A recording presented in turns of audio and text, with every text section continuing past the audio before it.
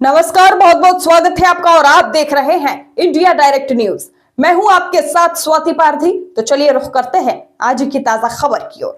चलिए बड़ी खबर आपको बता दें, जहां आरटीई प्रथम चरण समाप्त, चयन प्रक्रिया में अव्यवस्था पर उठे सवाल, सत्यापन प्रक्रिया भी घेरे में।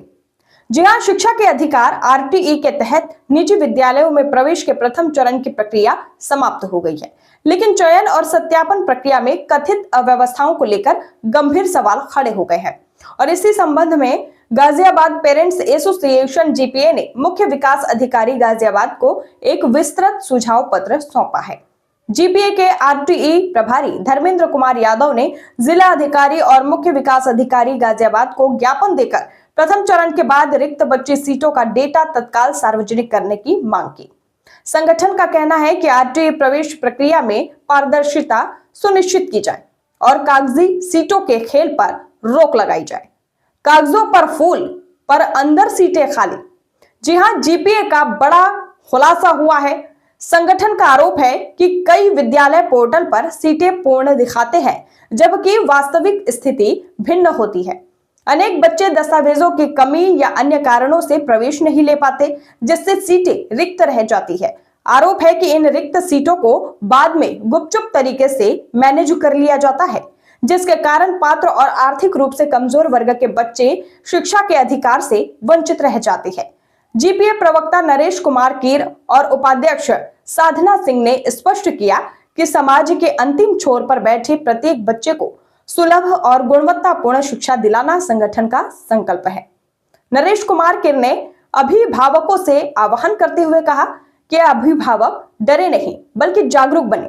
यदि किसी विद्यालय में सीट उपलब्ध होने के बावजूद प्रवेश नहीं दिया जा रहा है तो अभिभावक साक्ष्यों सहित तुरंत जीपीए या शिक्षा विभाग से संपर्क करें अथवा जीपीए कार्यालय पहुंचे। हमारा प्रयास रहेगा कि सत्र प्रारंभ होने से पहले प्रत्येक आरक्षित सीट पर प्रवेश सुनिश्चित हो और एक भी सीट रिक्त न रहे। और इसी अवसर पर अनिल सिंह, गौरव चौधरी, मनीष चौधरी, धर्मेंद्र यादव, नवीन तंवर, साधना सिंह, नरेश कीर, राजू सैफी और कौशलेंद्र सिंह सहित अन्य लोग उपस्थित रहे। देखिए खास रिपोर्ट।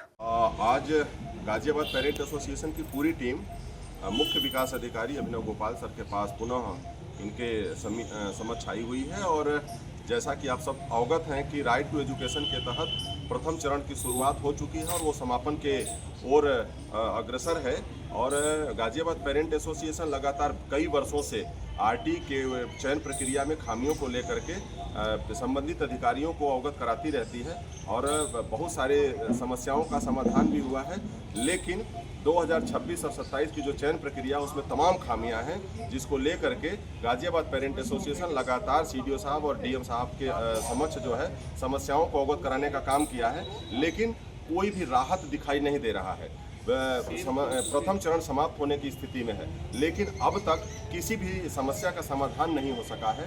हालांकि मैं आपको बताना चाहूँगा कि मुख्य विकास अधिकारी लगातार जो है कि हम लोगों को अवगत करा रहे हैं और हम लोगों को आश्वस्त कर रहे हैं कि समस्याओं का समाधान निश्चित रूप से किया जाएगा। और वो लगातार बीएसए कार्यालय को, बेसिक शिक्षा अधिकारी को कॉल भी कर रहे हैं, फ़ोन भी कर रहे हैं और उनसे वार्तालाप भी कर रहे हैं। लेकिन अभी तक प्रथम चरण समाप्त होने के स्थिति के बाद भी अभी तक कोई भी समाधान नहीं निकल पाया है। समस्याएं बहुत हैं। उन समस्याओं को लेकर के आज हमारे जो जिले के कोऑर्डिनेटर हैं धर्मेंद्र यादव जी, वो पुनः आए हुए हैं और बाकी चीज़ें ये बताएंगे कि वास्तविक में समस्याएं वास्तविक में हैं क्या क्या। देखिए, मैं बताना चाहूँगा कि सबसे पहली समस्या है कि जब पोर्टल नया बना था तो उसमें एप्लीकेंट यूज़र जो मैनुअल होता है वो अपलोड ही नहीं किया गया। पुराना वाला यूज़र मैनुअल अपलोड है, तो अभी का जो इंटरफेस है वो पहले वाले इंटरफेस से मेल ही नहीं खाता है। तो इसलिए जो है स्टूडेंट अगर नॉर्मल पेरेंट्स भी अगर उसको खोलेंगे तो वो फॉर्म को नहीं भर सकते हैं। दूसरी प्रॉब्लम यहाँ पे क्या आ रही थी कि साइट में प्रॉब्लम थी। इतना ज़्यादा जो है बढ़िया तरीके से इन्होंने साइट तो बना दी, लेकिन जो है वो चली नहीं रही है। डेटा सर्वर लॉस, कभी कुछ प्रॉब्लम जो है आ ही रही हैं। और इसमें फिर आगे पता लगा कि इसमें बहुत सारे बच्चों की जो नाम है उनके अंदर वेरिफिकेशन के अंदर बहुत सारी दिक्कतें हैं। और जैसे वार्ड में वो स्कूल है नहीं, लेकिन उसको भी वेरीफाई कर दिया है और जो स्कूल उसके घर के बिल्कुल नज़दीक है और उसको जो है रिजेक्ट कर दिया है। क्या कहकर रिजेक्ट कर दिया है कि वह उनके घर से स्कूल बहुत ज़्यादा दूर है। तो कहने का मतलब कुल मिला के ये है कि बीएसए अधिकारी जी का ढूल मूल रवैया और बीएससी प्रसाद जितने भी अधिकारी हैं बीएससी डिपार्टमेंट में, जरूर यहाँ ऐसा लगता है कि जरूर इनकी कहीं ना कहीं कोई मिली भगत है, जिसके कारण जो है अभिभावकों को न्याय नहीं मिल पा रहा है।